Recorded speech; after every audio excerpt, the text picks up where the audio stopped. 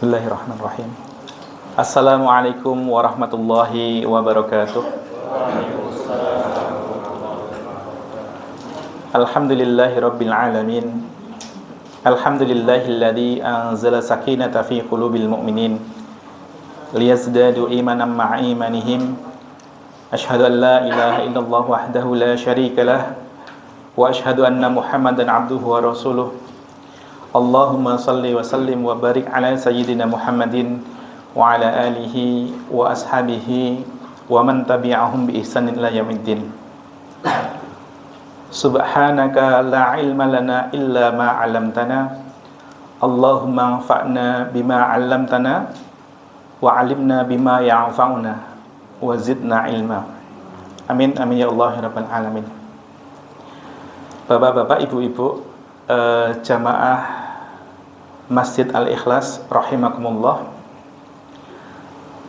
Hal yang pertama dan utama senantiasa kita menghaturkan rasa syukur kita kehadirat Allah Subhanahu wa taala. Allah masih mengizinkan kita untuk terus bertafakur, terus memikirkan keesaan Allah, memikirkan tanda-tanda kekuasaan Allah ya, dalam bentuk apapun ya. Dan juga Allah masih mengizinkan kita untuk terus senantiasa memperbaiki diri, salah satunya dengan wasilah atau dengan jalan thalabul ilmi seperti halnya kegiatan pada sore hari ini. Yang kedua, salawat dan salam. Yang kedua, salawat dan salam semoga selalu tercurah terlimpah kepada junjungan kita Nabi Allah Muhammad SAW, juga para keluarganya, para pengikutnya, para umatnya yang insya Allah istiqomah sampai akhir zaman kelak, dan semoga kita semua yang ada di sini tercatat sebagai umat beliau yang nantinya semoga kita mendapatkan syafaat beliau kelak di yaumil akhir. Amin ya Allah ya rabbal alamin. Jamaah sekalian yang dirahmati Allah Subhanahu wa taala, kemarin saya di WA oleh Pak Faik terkait kajian sore ini, kemudian diminta menyampaikan tentang bab kemerdekaan Bapak Ibu. Sebenarnya kalau kita lihat materi atau bab tentang kemerdekaan itu insya Allah sudah kita pahami bersama Ini kalau dalam bahasa saya ini kayak nguyai segoro gitu ya, semoga nanti ada satu hikmah atau satu ilmu yang bisa kita ambil bersama dari kajian sore hari ini begitu ya. Nah, terkait dengan kemerdekaan Bapak Ibu, kenapa kok kemudian seorang muslim itu harus kemudian melihat sejarah ya. Harus melihat kembali apa yang pernah terjadi, peristiwa yang pernah terjadi. Kalau kita lihat dalilnya apa Ustaz gitu ya. Ya, kalau dalil nasnya atau teksnya belum terlihat gitu ya, dalam tanda kutip kita belum menemukan begitu. Tetapi kalau kita lihat secara tersiratnya bahwa yang namanya Al-Quran itu 2/3-nya adalah sejarah, 2/3-nya adalah cerita-cerita, atau 2/3-nya adalah kisah-kisah umat-umat terdahulu. Artinya bahwa kalau kita bisa mengambil hikmah dari itu semua, ternyata memang betul, memang penting bahwa ketika kita diingatkan dengan suatu peristiwa di masa yang lampau begitu, itu semoga kita bisa mengambil ibroh atau mengambil satu hikmah agar peristiwa tersebut kalau baik ya terulangi kembali ya. Kemudian kalau peristiwa itu tidak baik, maka jangan sampai terjadi lagi, kan begitu nih. Nah, inilah satu hikmah kenapa kok kemudian kita harus mengkaji kembali tentang sejarah-sejarah yang sudah lampau begitu. Salah satunya adalah bagaimana kita sekarang mentadaburi proses kemerdekaan negara kita Republik Indonesia ini. Bapak Ibu jamaah sekalian yang dirahmati Allah Subhanahu wa taala, kalau kita lihat ini kayak materi PPKN apa ya kalau zaman saya sekolah dulu ya. Ya, materi kalau sekarang namanya PP Bapak Ibu ya, Pendidikan Pancasila, nggak ada KN-nya karena kita Indonesia semuanya gitu ya. Jadi namanya adalah PP, Pendidikan Pancasila. Tentu kita ingat ya Bapak Ibu ya, bagaimana proses atau saya nyebutnya sekuensi waktu, urutan waktu, detik-detik terjadinya kemerdekaan Republik Indonesia gitu ya. Walaupun kemudian hitungannya bisa tahun, bisa bulan, bisa hari, tidak hanya detik-detik begitu ya. Nah, mungkin kita ambil satu waktu yang mendekati saja begitu ya. Misalkan di tahun Jepang mulai menjajah itu tahun pinten Bapak nggih? Kemutan mboten, Pak? Ingat mboten? 1942 gitu tidak. Karena atau 41 pertengahan ya, karena Jepang itu menjajah Indonesia katanya ya gitu ya 3 tahun sampai 3,5 tahun ya. Kemudian atau di awal tahun 42 begitu ya, itu kemudian Jepang mulai masuk, berhasil menggulingkan pendudukan Belanda pada waktu itu ya, karena memang sebelumnya Jepang ini melakukan satu agresi besar ke wilayah Nusantara ya, termasuk ke wilayah Kalimantan, Tarakan, Samarinda dan kawan-kawannya itu sampai kemudian ke Maluku. Nah, terakhir kemudian bisa menduduki Jawa gitu ya. Yang pada saat itu pusat pemerintahannya di daerah Batavia kalau dalam bahasa dulu ya, kalau sekarang namanya Jakarta. Nah, kemudian singkat ceritanya Belanda menyerahkan kekuasaan kan begitu ya, menyerahkan kekuasaan pada Jepang. Kemudian Jepang dengan segala bentuk iming-imingnya dan seterusnya, ini saya mencoba mengingat-ingat kembali pelajaran waktu nopo nggih SMP atau apa dulu nggih. Dengan segala bentuk iming-imingnya yang dulu mungkin pernah kita pelajari, ada istilah namanya slogan 3A itu nggih ya. Yang Jepang apa Asia itu, Jepang Cahaya Asia, Jepang Pelindung Asia, dan satunya lagi nopo niku. Nah, kemudian untuk menarik simpati rakyat Indonesia pada waktu dulu, ya, bahkan ya apa nggih istilahnya ya, sesuatu yang ya naudzubillah ternyata waktu itu sempat ada masyarakat Indonesia yang bersukaria dengan masuknya Jepang, dengan terusirnya Belanda waktu itu, karena dikira memang Jepang adalah sebagai penolong pada waktu itu. Tapi ternyata dengan 3 tahun pendudukan Jepang itu, kemudian masyarakat Indonesia dengan segala sirah yang kita baca ya, sejarah yang kita baca, ternyata lebih ekstrim daripada Belanda ya, bentuk penjajahannya ya. Kalau kerja Rodi ya, bukan Rodi ya, nama saya Rodi Pak. Kerja Rodi gitu ya, kerja Rodi itu dalam tanda kutip kerja yang dulu masih dibayar sebenarnya, tapi kemudian oleh pejabat-pejabat itu diselewengkan dananya, sehingga dalam tanda kutip seolah-olah tidak dibayar. Tapi kalau di masa Jepang namanya apa nggih Pak Bu nggih?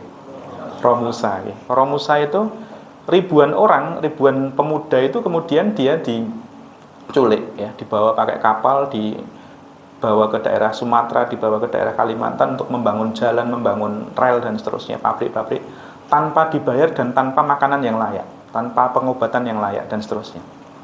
Ya.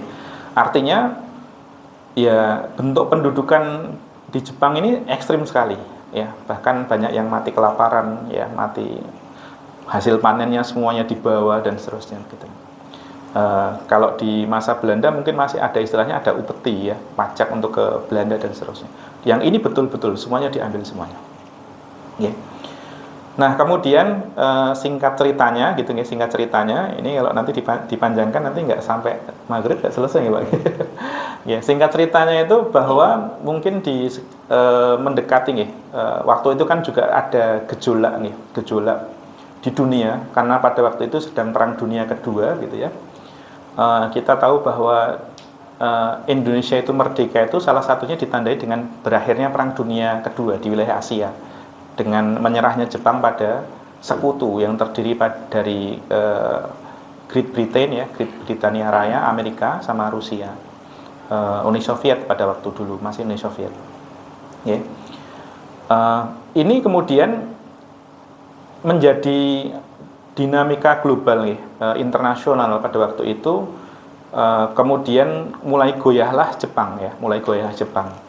Dengan kesadaran Jepang yang pada waktu itu mulai goyah itu, kemudian Jepang sudah mulai menyusun strategi untuk menarik simpati masyarakat Indonesia lagi dengan membentuk namanya BPUPKI, namanya ya, Badan Penyelidik Usaha-Usaha Kemerdekaan Indonesia, gitu ya. Kalau nama Jepangnya napa nggih? Ingkang kemutan. Iya, ini Pak Faik ini luar biasa nih. Ini sejarahnya mantap. Dokuritsu Junbi Josakai. Ya. Ini ya, jadi BPUPK ini kemudian mulai muncul ya di April ya. Sebenarnya kalau dalam beberapa sejarah itu dikatakan tanggal 1 Maret nih Bapak Ibu. Tapi dengan pengesahan ketuanya itu di tanggal 29 April 1945. Anehnya kalau kita lihat kan namanya BPUPKI, Badan Penyelidik Usaha-Usaha Kemerdekaan Indonesia. Logika kita, misalkan ada Jepang yang menjajah suatu negara, kok kemudian diberikan suatu badan untuk menyelidiki usaha-usaha. Kan begitu nih. Logika kita ini kan sangat kontradiktif.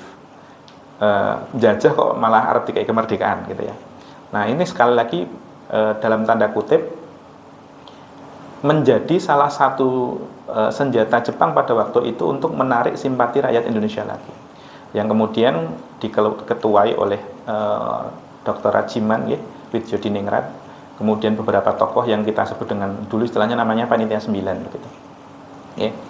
Nah, singkat ceritanya seperti itu. Nah, di saat yang hampir bersamaan gejolak dunia internasional semakin tinggi gitu. Pada akhirnya kemudian muncullah yang namanya bom Hiroshima di tanggal 6 Agustus itu. Bom Hiroshima jatuh pertama kali, yaitu kemudian itu sudah mulai panik ya, Jepang di Indonesia sudah mulai panik.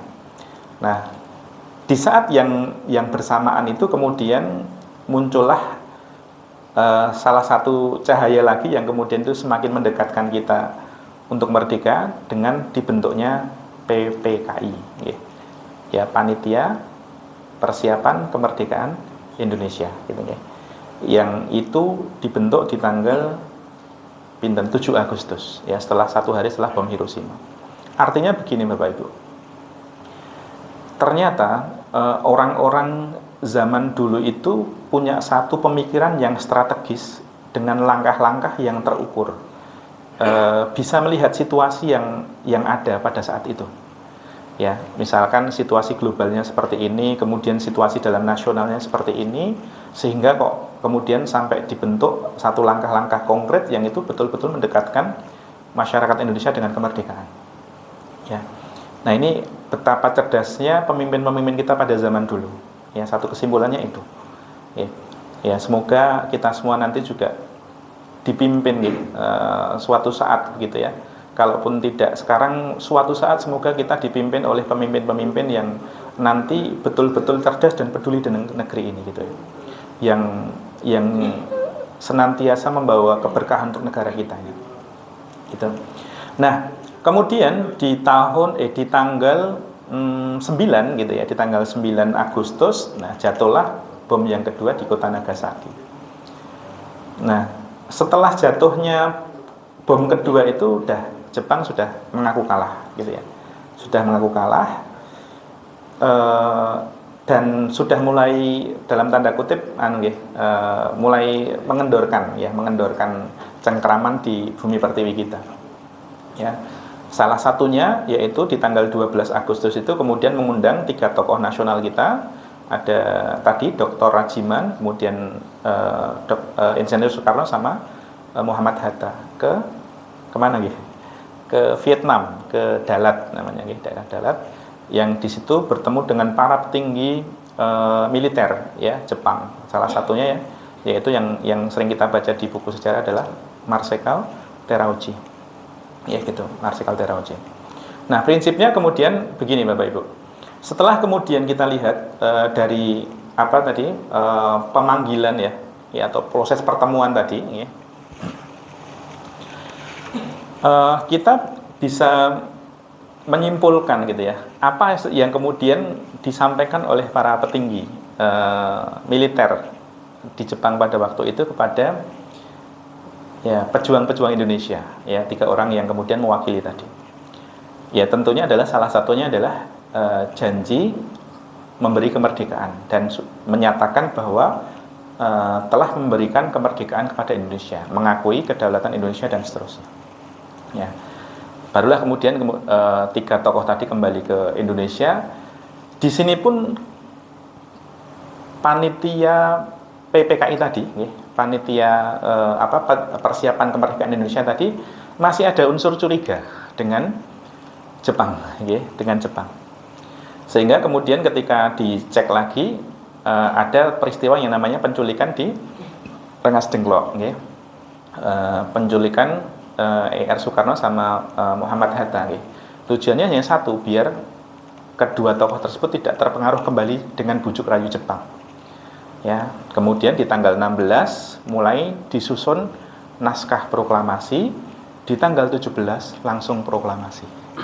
Makanya kemudian di waktu dari tanggal 6 sampai 17 Agustus, dari dibomnya kota Hiroshima sampai 17 Agustus, hanya waktu 11 hari. Maka bunyi proklamasi salah satunya adalah dalam tempo yang singkatnya. Karena memang singkat sekali, singkat sekali untuk menuju ke kemerdekaan ini. Nah, Bapak Ibu sekalian yang dirahmati Allah Subhanahu Wa Taala. Terus kemudian apa yang kemudian bisa kita lakukan setelah kita merdeka, Bapak Ibu? Tentu kita bisa berkaca, Bapak Ibu. Sebelum peran para umaro, sebelum peran para pemimpin negeri kita, ya termasuk IR Soekarno, Muhammad Hatta dan kawan-kawan gitu ya, berjuang melawan Belanda dan Jepang pada waktu itu, sebelumnya sudah banyak perlawanan-perlawanan, terutama di kalangan ulama. Ya kita tahu ada gerakan pan-islamisme ya, dengan berdirinya Muhammadiyah, kemudian Nahdliyin dan seterusnya di tahun 1900 sekian ya, dari 1910-an ke atas gitu ya, sampai 1924 itu. Intinya bahwa di masa itu memang lembaga-lembaga keagamaan itu mempunyai peran penting ya, peran penting dalam proses melawan kolonial ya, melawan penjajah pada waktu itu. Nah, kita sekarang ya sebagai seorang muslim memang masih punya tugas untuk menjaga itu semua, Bapak Ibu. Ya. Seorang muslim itu kalau dalam satu ungkapan, ini bukan hadis bukan hadis ya, satu ungkapan Arab yang menggunakan bahasa Arab maksudnya gitu ya. Hubbul watani minal iman. Jadi mencintai tanah air itu adalah bagian dari iman. Ya, sekali lagi ini bukan hadis Hubbul watani minal iman. Jadi mencintai tanah air itu adalah bagian dari iman. Artinya sebagai seorang muslim yang beriman itu bagaimana kita punya andil dalam menjaga negara atau tanah air kita ini gitu. Nah, setiap orang itu memang punya peran masing-masing, Bapak Ibu. Tidak bisa dipukul rata sama perannya. Ya, mungkin Bapak Ibu di sini kemudian statusnya sebagai aparatur sipil seperti itu, aparatur sipil negara yang ditugaskan di bidang tertentu seperti itu ya, maka kemudian cara kita menjaga negara kita ya kita mengerjakan ya kewajiban kita dengan sebaik-baiknya ya, dengan integritas, dengan kejujuran ya, dengan loyalitas yang baik gitu. Nah, kalau saya mungkin sebagai guru ya bagaimana caranya kita bisa memberikan satu inspirasi yang bagus biar siswa itu nanti bisa menjadi penerus perjuangan, menjadi orang-orang yang nantinya bermanfaat untuk negara kita gitu. Gimana caranya? Nah, artinya setiap orang memang punya porsi masing-masing dalam kalau dalam bahasa itu mengisi perjuangan gitu ya, atau mempertahankan perjuangan kemerdekaan kita. Gitu. Jadi poinnya di situ Bapak Ibu. Jadi kita sebagai seorang muslim itu punya satu kewajiban menjaga negara kita. Ya. Kalau ada sesuatu yang kemudian mengganggu stabilitas gitu ya, stabilitas negara kita, maka kita wajib, ya hukumnya wajib untuk ya ikut memperjuangkan itu. Nah makanya kemudian kadang-kadang itu ngeten, banyaknya kemaksiatan itu bukan kemudian karena ya orang-orang baik nggak ada, tapi orang-orang baik ada tapi posisinya hanya diam, tidak kemudian mengingatkan dan seterusnya.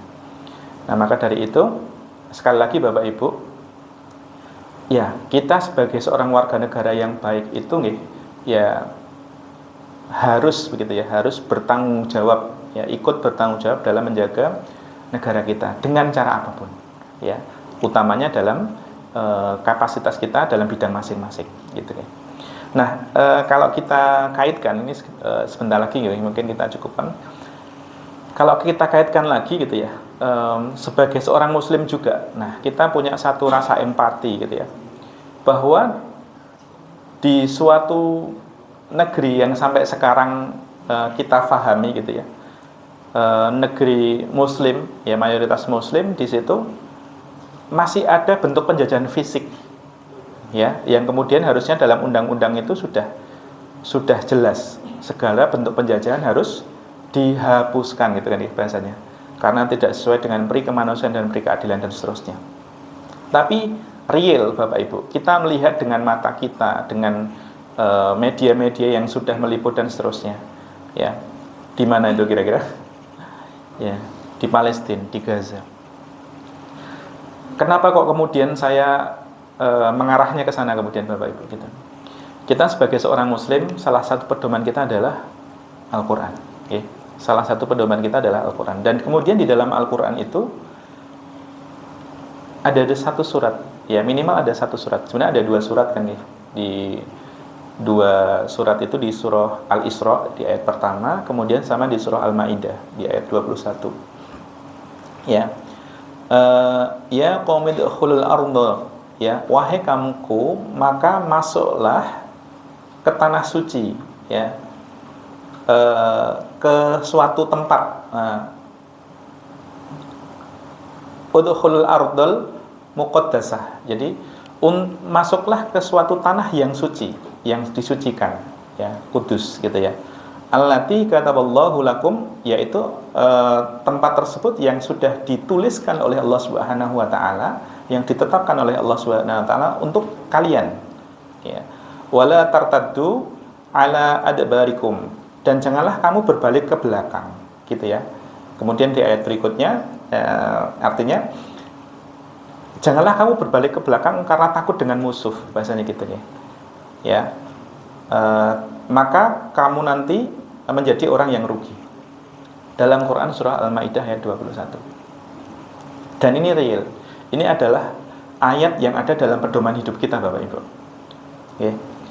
Bahkan untuk membahas tentang Palestina, Al-Quds dan seterusnya itu ada satu kitab tersendiri nih, ya, hadis Arba'un atau Arba'in Al-Maqdisiyah gitu ya. Hadis 48 hadis yang membahas tentang khusus tentang Palestina, ya, dengan segala bentuk kelebihannya, ya, seperti itu. Bapak Ibu sekalian yang dirahmati Allah Subhanahu wa taala, dan itu real. Sekarang kita tidak bisa ngapa-ngapain karena Israel memblokade semua jalan untuk memasukkan bantuan, termasuk Mesir yang menjadi harapan besar bagi umat Muslim pun masih memblokade pintu Rafah, ya, yang jalur yang dari Mesir, sehingga bantuan tidak bisa masuk gitu. Nah maka kemudian sekarang kita lihat di berbagai media saudara-saudara kita yang di sana sedang dalam kondisi kelaparan, yang kita sekarang untuk minum sangat mudah, untuk makan sangat mudah, kita di sini nyaman, aman gitu ya, untuk kajian aman, enak dan seterusnya. Di sana untuk hanya sekedar bertahan hidup, ya, untuk minum dan makan saja belum tentu ada. Nah ini menjadi satu keprihatinan kita, karena hanya itu yang kemudian bisa kita lakukan, ya. Tidak ada kemampuan yang lain yang bisa kita lakukan untuk melakukan satu hal yang lebih gitu, ya. Paling nanti kita memberikan sumbangan yang belum tahu apakah nanti sumbangan itu diberikan ke sana di hari apa, di waktu kapan kita tidak tahu. Ya. Jadi sekali lagi minimal Bapak Ibu monggo kita selipkan ya doa-doa kita untuk saudara-saudara kita yang ada di sana gitu. Semoga Allah kuatkan, semoga Allah berikan kesabaran, semoga Allah senantiasa mencatat orang-orang yang wafat di sana sebagai syuhada, sebagai orang yang syahid, orang yang disaksikan oleh Allah, dicatat oleh Allah Subhanahu wa taala sebagai ahlul jannah. Ya, karena kalau orang yang syahid itu insya Allah pahalanya surga bi ghairi hisab, surga tanpa hisab. Gitu. Dan luar biasanya dengan semua bentuk kekurangan yang ada tadi tidak menggoyahkan perjuangan rakyat Palestina ya, untuk terus ya menjaga kedaulatan dalam tanda kutip. Ya, untuk menjaga tanahnya, untuk menjaga marwahnya, untuk menjaga kehormatannya. Ya, sehingga sekali lagi ini hal yang perlu kita contoh betul-betul bahwa rakyat di sana di Palestina itu menjadi satu makhluk Allah yang kemudian insya Allah paling disayang bahasanya gitu ya. Makhluk Allah yang kemudian ya terkenal di langit. Ya. Makhluk Allah yang kemudian Allah sangat rindu ya dengan orang-orang yang ada di sana. Ya, karena kegigihan beliau. Dan sekali lagi Bapak Ibu, tadi kita sampaikan bahwa 2/3 Al-Qur'an itu isinya adalah ayat-ayat Allah yang berhubungan tentang cerita dan kisah. Ya, dan salah satu kisah yang banyak dibahas itu adalah kisah Bani Israel, Nabi Musa, ya, dan lain-lainnya. Gitu. Maka kemudian sekali lagi Bapak Ibu, kita bisa mengambil banyak hikmah, banyak ibroh dari kisah-kisah apapun itu yang ada di dunia ini, ya, kisah-kisah Nabi yang ada dalam Al-Quran, ya, kemudian Nabi siapa saja misalnya, ya, Nabi Musa, ya, Nabi Isa, ya, kemudian Nabi Daud alaihissalam, ya, termasuk juga Nabi Muhammad, gitu ya. Semuanya ada di situ. Nabi Yunus, Nabi Yusuf, semuanya ada. Dan semuanya punya satu pelajaran yang besar. Kalau kita nanti bisa mengambil hikmahnya begitu. Nah, maka dari itu kita tadi sebagai seorang warga negara yang baik, dengan kita melihat sejarah kita tadi, sejarah kemerdekaan Indonesia tadi, minimal satu kita sadar bahwa yang namanya kemerdekaan itu butuh penderitaan. Yang namanya suatu kebebasan itu kita butuh penderitaan di awal. Bagaimana kemudian Rasulullah itu bisa sampai ke tahap Fathul Makkah, sampai kemenangan kota Makkah, tetapi diawali dengan banyak sekali sejarah-sejarah atau cerita-cerita yang itu tidak mengenakan. Sampai kemudian sahabat Bilal bin Rabah itu ditindih pakai batu besar di tengah padang pasir yang panas gitu ya. Penderitaan. Ya kayak zaman penjajahan tadi bahasanya gitu. Kemudian sahabat Sumayyah yang kemudian syahid pertama kali, seorang wanita yang syahid pertama kali karena syahid dalam kondisi yang tidak lazim, tubuhnya terbelah gitu ya, karena ditarik oleh kuda ya, dan seterusnya. Ya. Inilah bentuk-bentuk penderitaan yang luar biasa yang mungkin zaman dulu dirasakan oleh Rasulullah dan para sahabatnya. Sampai berapa kali ghuswah atau berapa kali perang Rasulullah itu ya. Hanya untuk agar Islam ini tegak, hanya untuk kemudian kajian itu enak gitu bahasanya ya, hanya untuk supaya ilmu itu bisa tersebar dengan baik ya, karena ilmu itu adalah cahaya. Kalau kemudian ilmu tersebar dengan baik, kemudian teramalkan dengan baik, insya Allah negeri jaya ya, seperti itu. Sekali lagi Bapak Ibu, mungkin kita sebagai seorang muslim yang baik gitu ya, salah satu ibroh terbesar atau hikmah terbesar yang dapat kita ambil dalam peristiwa kemerdekaan Republik Indonesia ini adalah bagaimana kemudian kita menghayati kemerdekaan yang itu merupakan hadiah dari Allah Subhanahu wa taala dari keringat dan darah para pahlawan kita. ya, dari keringat dan darah para pahlawan kita. Beliau-beliau mengorbankan hidupnya, bahkan ya, mempertaruhkan hidupnya untuk kemerdekaan negara kita. Nah, kalau kita kemudian sekarang dalam tanda kutip hanya leha-leha saja, hanya kemudian istilahnya tidak ada peran khusus, tidak ada peran konkret untuk kebaikan negara kita, minimal dalam skup yang kecil ya, masyarakat sekitar kita. Kita apatis kalau bahasanya kita gitu ya. Yang penting kita enak, nggak usah mikir yang lain. Nah, itu sesuatu yang menurut saya terlalu egois gitu nih. Karena negara kita itu diciptakan dengan berbagai macam manusia, dengan berbagai macam suku, dengan berbagai macam budaya, ya, yang tujuannya hanya satu, menciptakan Indonesia yang berbineka tunggal ika itu. Menciptakan Indonesia yang berbeda-beda tetapi semuanya satu untuk kemajuan negara kita. Ya. Artinya kalau di lingkup skup yang kecil saja dalam tahapan masyarakat kok kita tidak bisa bersosialisasi gitu ya. Kok kita tidak bisa menolong saudara kita di sekitar kita. Kok kita tidak bisa mempunyai peran yang lebih di lingkungan kita. Nah, maka kemudian ada satu hal yang harus kita evaluasi dalam diri kita. Mungkin itu yang dapat saya sampaikan. Semoga bisa bermanfaat untuk kita semua. Wallahu a'lam bishawab. Aqulu qouli hadza wa astaghfirullah li wa lakum. Assalamualaikum warahmatullahi wabarakatuh.